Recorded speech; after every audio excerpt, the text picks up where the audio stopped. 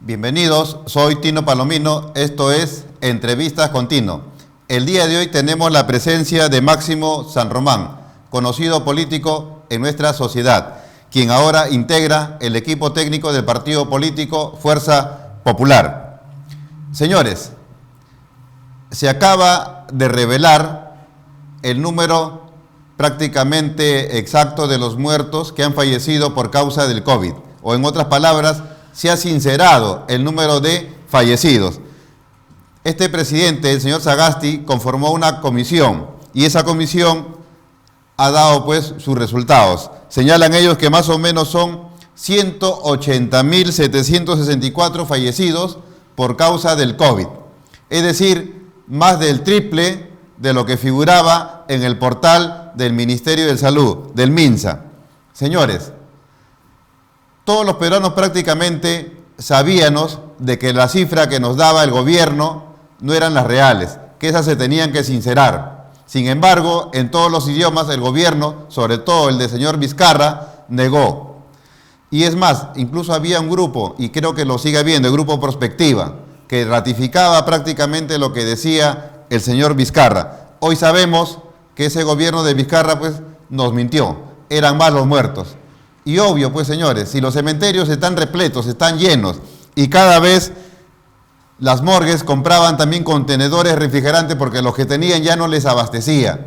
Eso era indicio de que prácticamente la pandemia del COVID-19 en nuestro país causó serios estragos, y eso es lo que estamos viendo con este sinceramiento. Señores, ¿y por qué es importante el sinceramiento en cuanto al número de fallecidos? Señores, si queremos verdaderamente combatir a este terrible mal, en primer lugar tenemos que partir de bases reales, no de bases que son pues falacias, sino reales para poder atacar, porque ese número nos va a indicar dónde tenemos a las personas que están pues contagiadas, y esos lugares son los que tienen que ser motivo de un cerco epidemiológico para evitar que esto se siga propagando en el tiempo. Señores, de hecho, que sobre este tema tiene que haber responsabilidad, y de eso pues se encargará la justicia peruana. ¿Por qué callaron en todos los idiomas? ¿Por qué ocultaron el verdadero número de fallecidos por COVID en nuestro país? Ahí hay responsables.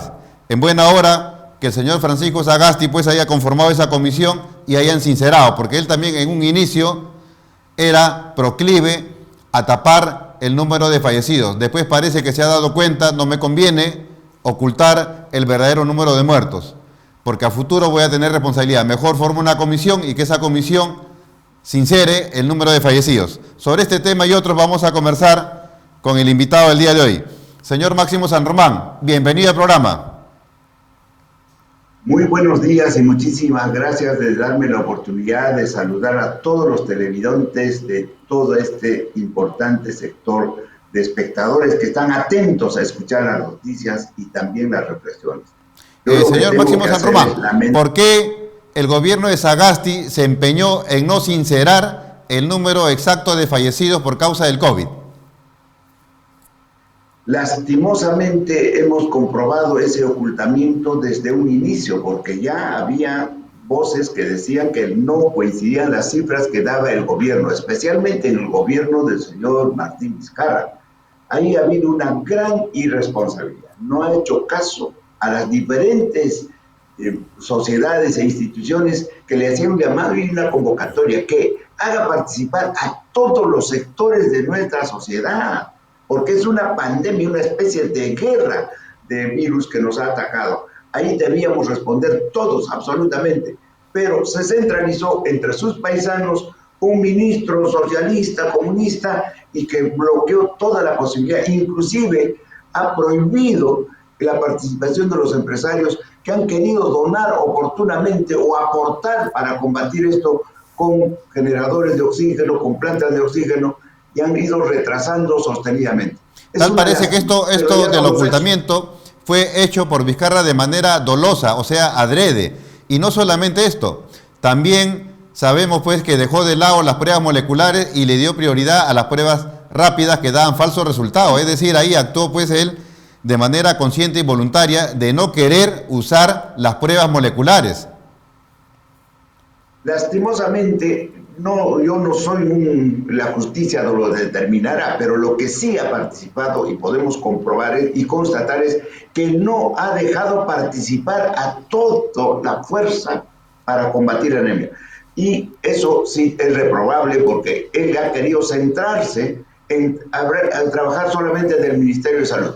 Eso no ha sido suficiente. Otros países como Nueva Zelanda tiene totalmente controlado. ¿Por qué? Porque había una participación de toda la ciudadanía, de todas las instituciones para combatir esta anemia. Ya viniendo al proceso electoral peruano, estamos en una etapa sumamente crucial, la segunda vuelta. Se va a determinar prácticamente el destino de nuestro país en los próximos 5 años. Tenemos al partido político Perú Libre y a Fuerza Popular. El señor Castillo ha manifestado que el feminicidio es producto de la ociosidad y que esto lo genera el Estado. Es decir, él no pierde el tiempo de atacar al Estado peruano, que el Estado peruano es putrefacto, que el Estado peruano no da para más, ¿no? ¿Esto lo ha dicho por desconocimiento, por ignorancia o en el fondo él algo oculta? Lamentablemente, en todas sus participaciones, el señor Castillo está buscando el enfrentamiento en nuestra sociedad. Y eso es sumamente peligroso. Deberíamos llamar a la unidad. Es verdad que gran parte de los problemas que está pasando en nuestro país es la falta de reforma del Estado. Tenemos un Estado extremadamente grande, extremadamente que hace obstáculos y provoca cortapisas para que el sector productivo del país, que está llamado a generar puestos de trabajo, a transformar, a darle valor agregado, esté casi paralizado. En ese sentido, el señor Castillo interpreta la gran demanda de los grandes sectores que no sienten la presencia de este Estado que solamente obstaculiza. Pero el señor Mario Vargas Llosa ha manifestado que si Perú Libre llega al gobierno, prácticamente estas serían las últimas elecciones de nuestra historia. ¿Por qué cree usted que el señor Mario Vargas Llosa ha manifestado? Porque tenemos ejemplos. Lastimosamente el señor Castillo y el señor Cerrón, que es el ideólogo verdadero, es el dueño del partido, lo ha expresado con total descaro, que va a restablecer un régimen comunista, marxista, leninista, mariateguista. Este señor está totalmente desfasado en el mundo. El comunismo y el socialismo empezó en Rusia con Marx y Lenin y después se trasladó a la China. Esos dos países ya no son comunistas, ya pasó a la historia el comunismo, el estatismo y esto. Al contrario, se han abierto las fronteras, ahora es una aldea global donde tenemos que competir, pero con eficiencia, capacitando, educando, dándole valor agregado a nuestra materia prima. Y todo lo conquistado en estos últimos 20 años, que hacía un crecimiento del país, lo quiere tirar al agua, al desastre, al abismo. Y por eso es la gente que tenemos responsabilidad. Y hemos vivido esas experiencias, tenemos la responsabilidad de advertir y quitar el velo a mis paisanos que por el hecho de que predica un profesor que tiene buenas intenciones, pero que no tiene absolutamente ningún nivel de preparación. Después nuestro premio Nobel de Literatura, Marco Vargas Llosa, también manifiesta que prácticamente Castillo representa la dictadura y el atraso. ¿En qué se basa para decir eso? Porque no tiene idea. Lo único que tiene es el ideario que ha escrito Cerrón y el CONARE y el Movadep, y él ha reconocido que son integrantes y partícipes de eso. Entonces está totalmente claro. Inclusive tiene elegidos muchos congresistas cuestionados y con procesos judiciales. Entonces eso está demostrado. Y además han dicho que lo primero que van a hacer es un cambio de constitución. ¿Qué hizo Chávez cuando llegó a Venezuela para destruir ese país maravilloso? También convocó una constitución. O sea, está siguiendo todos los lineamientos de su ideólogo internacional, que es Chávez, y lógicamente ejecutado por el señor Cerrón, que lo ha puesto además en su plan de gobierno. Pero el señor Pedro Castillo ha manifestado que él va a respetar la propiedad privada y los ahorros. ¿Usted le cree? Absolutamente falso. Lo primero que va a hacer es expropiar todo, empezando en las minas, las pequeñas empresas, las medianas empresas. Y seguramente si pasa este proceso, inclusive a los ganaderos les van a decir, esta vaca es del ganado, es del Estado, no es tuyo. Y eso no puede ser. Eso va a desaparecer lo que es iniciativa privada. Vamos a retrasar nuestro país y va a ser un salto al vacío. Yo tengo la obligación moral de advertirlo porque yo he participado en muchos procesos y también en la reconstrucción de nuestro país. Y recordando un poquito, por favor, si me da un minutito, el 1990, cuando ganamos la presidencia, y el señor Alan García nos entregó un país quebrado, un país inviable, un país inelegible, un país de perro muertero. ¿Producto de qué? De la aventura socialista comunista que empezó el señor Velasco. Destruyó todo el aparato productivo, no teníamos acceso al crédito, nos convertimos en un país de perros muerteros. Eso nos tocó arreglar, poner las reglas claras de juego, promover el empleo y el trabajo en nuestro país, promover la inversión y luchar frontalmente contra el narcotráfico y el terrorismo. Gracias a esas leyes que se hicieron en democracia, el Perú se le ha puesto el piloto automático que hasta ahora afortunadamente no se está bajando. Lo que está cuestionando el señor Castillo son los convenios internacionales. Yo soy partícipe de haber ido al Fondo Monetario, al Club de París, para decirles que mi país es maravilloso, que necesitamos un país con unos gobernantes que tengan confianza y que lleven el destino de nuestro país, y que lo único que necesitamos era plazo. Y para eso nos dijo, bueno, puede haber, pero en su país expropian a cualquier inversionista, así que nadie va a ir. Se tiene que firmar un contrato de los convenios internacionales de protección a la inversión privada. Eso está por encima de la constitución de cualquier país. Por eso nos están ganando los litigios y los arbitrajes y nos están obligando a pagar el caso del pero municipio. ¿cómo es que el mensaje del señor Castillo llega a la población, al electorado?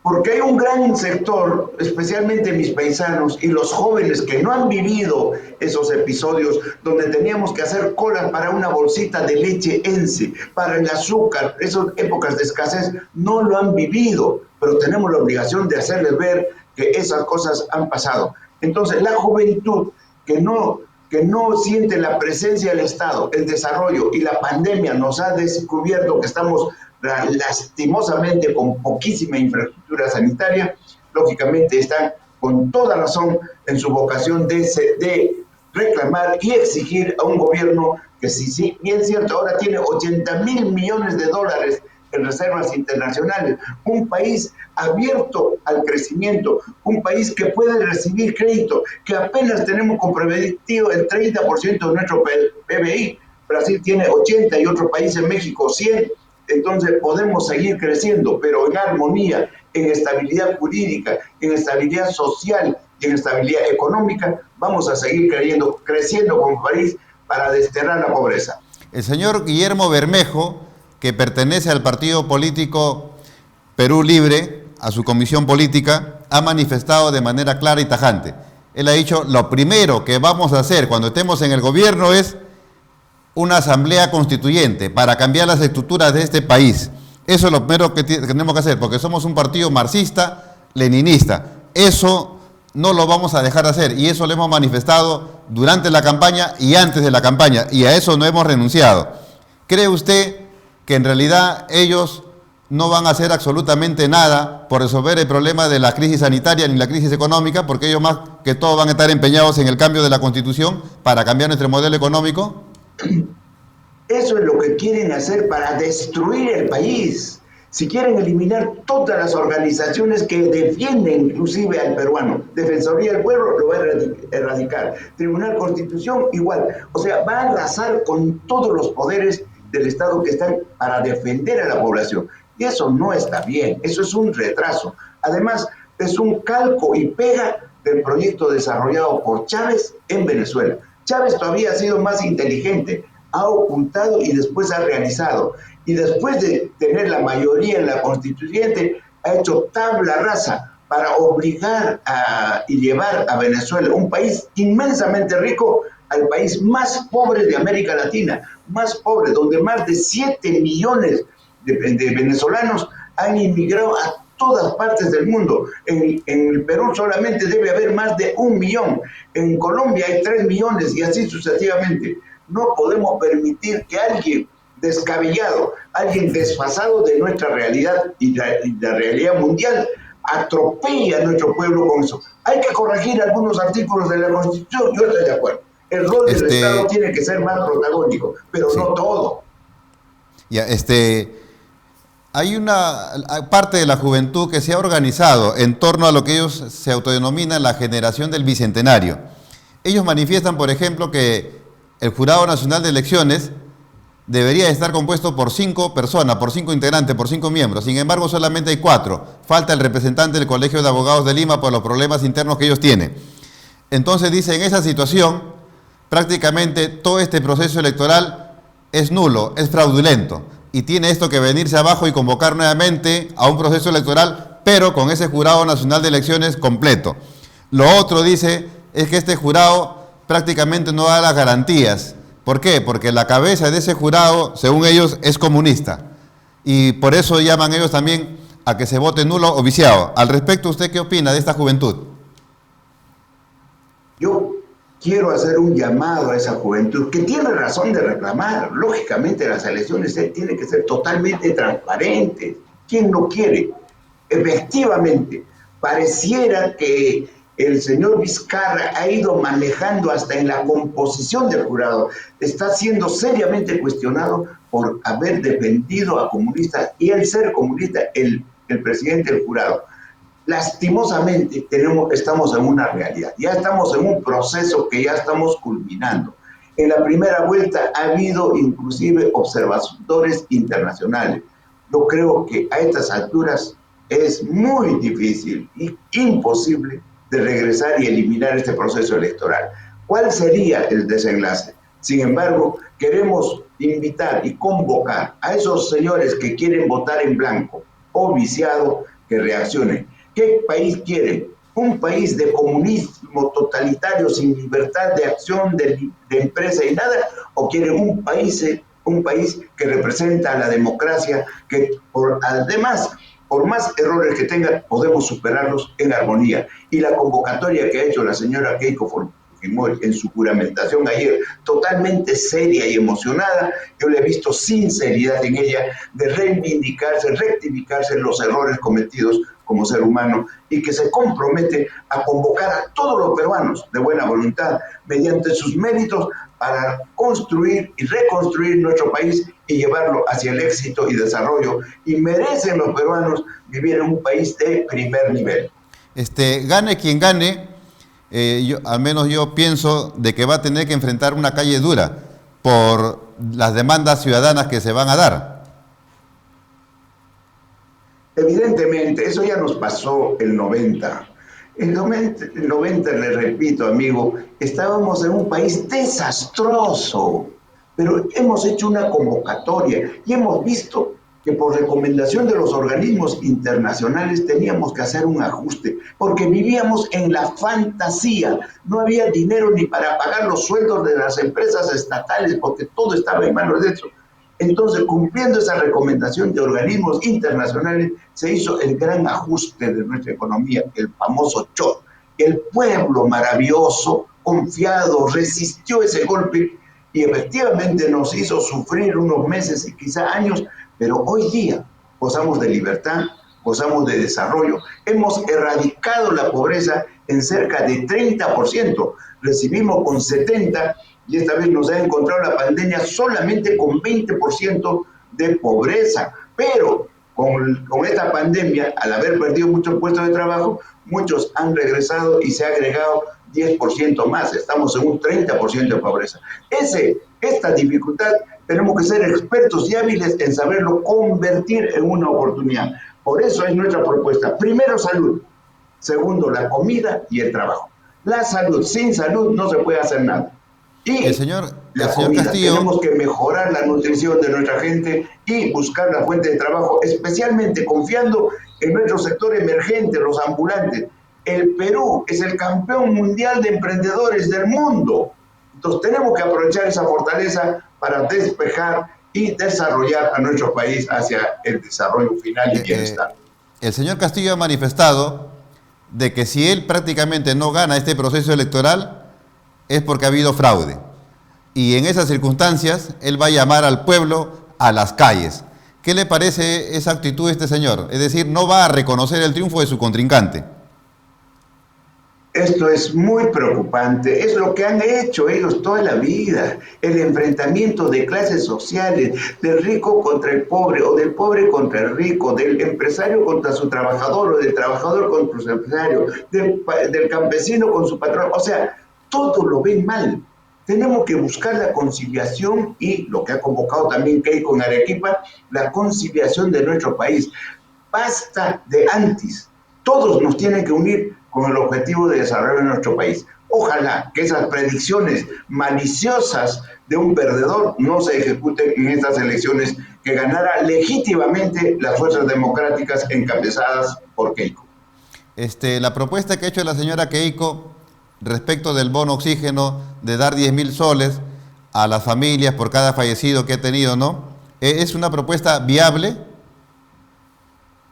Según la gran asesoría de un ministro independiente, un posible ministro, pero ex ministro sí, de Economía, Luis Carranza, todo es posible.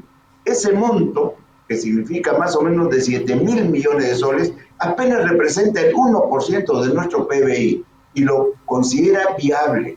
Así como el canon, que no se malinterprete, el canon solamente se va a distribuir directamente entre los habitantes de la región. ¿Por qué? Porque ese canon, como no se utiliza, se devuelve al Tesoro, se devuelve al Estado, y eso no podemos permitir. Ese canon tiene que servir para el desarrollo de todos los ciudadanos donde están asentados los grandes procesos de explotación minera. A través de ese canon, que lo que dice la señora Keiko, el 40% del canon va a ir a esos sectores menos favorecidos que están adyacentes a los yacimientos mineros, ¿no? Para que tengan algo, pues, en estas circunstancias, más o menos cuánto de dinero se les va a entregar a nivel global y que va a mover nuestra economía. Lo ha fijado en porcentaje de los ingresos que contribuyen las empresas mineras, o sea, todo el sector minero principalmente, y eso es el 40%. No se sabe en este momento. Los precios afortunadamente en el mercado internacional están aumentando, inclusive ha dicho que no solamente va a ser eso suficiente, sino va a pedir un aporte voluntario aprovechando ese incremento de los precios del cobre y de los minerales que están batiendo récord, para que contribuyan a su país, para que dirijan proyectos de infraestructura, construir represas de agua y desagüe, sistemas de canalización, mejoramiento genético de la ganadería en todas las zonas altoandinas. Y podríamos recuperar y convertir a nuestro país en las partes altas, donde hay mucha pobreza, en un emporio de riqueza ganadera, como lo fue en algún momento. Y tenemos las mejores condiciones para transformar esa leche y convertir en quesos transformados, en quesos madurados y que se pueden exportar al mundo, porque la calidad de los quesos que se fabrican en altura son extraordinarios. La señora Keiko ha manifestado que ella, respecto de pensión 65, lo va a duplicar, es decir, de 250 soles bimensual a 500 soles bimensual. Y es más, ha manifestado que a ese programa anualmente 500.000 personas se van a incorporar. Estamos en una situación sumamente crítica, la recaudación tributaria ha bajado a nivel del gobierno central, regional, local.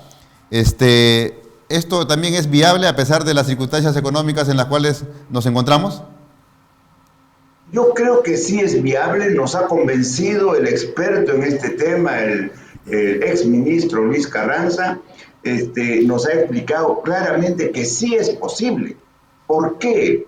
Porque tenemos que acceder también al crédito. Hoy día apenas ocupamos el 30% de nuestra capacidad crediticia. Entonces, como esto no va a ser permanente y de desarrollo hasta buscar la reactivación económica, se va a asignar esos montos para poder realmente activar la economía. Pero por eso tenemos un techo del 70% para el acceso al crédito, lo que el 90% no teníamos un centavo, estamos tachados. En este momento es un país que causa las expectativas de todo el mundo y particularmente ha demostrado que en estos 15 años es el país que más ha crecido más que Chile inclusive en sus indicadores económicos. Entonces, esa es la confianza que tenemos, que podemos seguir creciendo, que podemos seguir transformando, eso sí, volcando un poco el interés en la transformación para darle valor agregado a nuestros minerales y que podamos ser capaces de exportar productos manufacturados. Usted que ha sido emprendedor, es empresario y conoce la situación de las MIPES, la señora Keiko ha ofrecido 10.000 soles como capital de trabajo para las MIPES.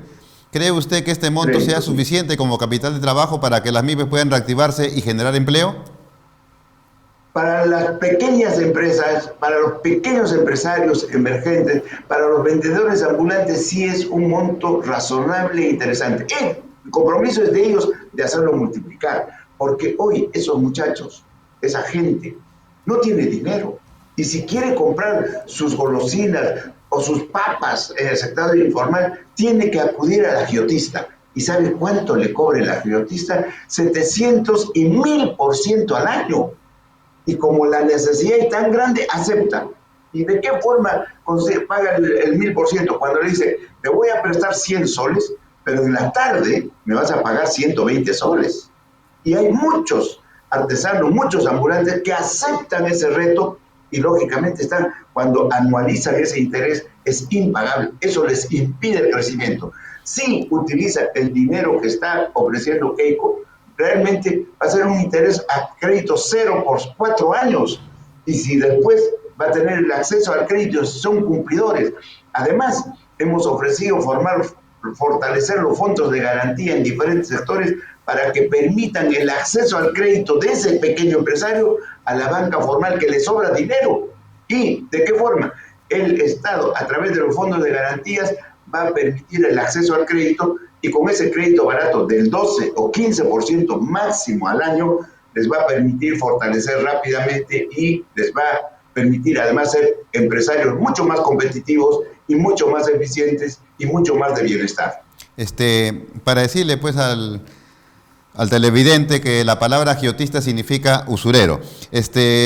Usurero. Señor Máximo San Román, el señor Castillo ha manifestado y lo ha ratificado también en el debate respecto de que va a destinar el 10% del PBI a educación, el 10% a salud y el 2% a lo que es el ministerio nuevo que quiere crear, ¿no?, de ciencia. Eso que él manifiesta, obviamente que eso no es viable, porque prácticamente con esos presupuestos se sopla el presupuesto general de la República. Claro, es que no entiende el señor Castillo qué es presupuesto y qué son los ingresos, ¿no? En cambio, el presupuesto es la distribución del dinero de lo recaudado, no del producto bruto. Y de ese dinero recaudado se podría distribuir, y todos demandan, no menos del 6% del presupuesto, no del PBI. Eso es inalcanzable. Lo que demuestra que el señor Castillo tiene muy buena intención, pero desconoce absolutamente los términos de la economía y de la macroeconomía. ¿Cree usted que en un eventual gobierno del señor Castillo, como él lo dijo, el señor Cerrón ni de portero, prácticamente él va a estar divorciado de su partido, va a estar divorciado de Bermejo, del señor Cerrón?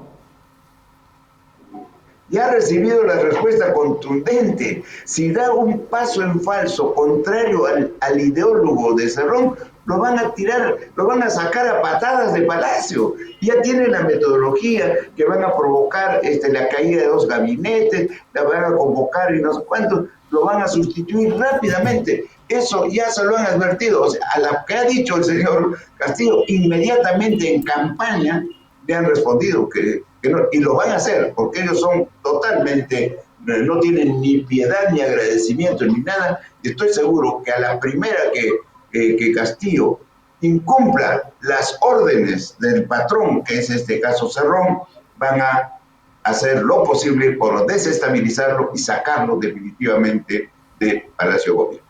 Ya para ir terminando la entrevista, la señora Keiko Fujimori el día de ayer prácticamente hizo un juramento de respetar los principios democráticos, es decir, nuestra democracia representativa, nuestra constitución, la libertad de prensa. Al respecto, unas palabras finales y qué piensa al respecto de ello.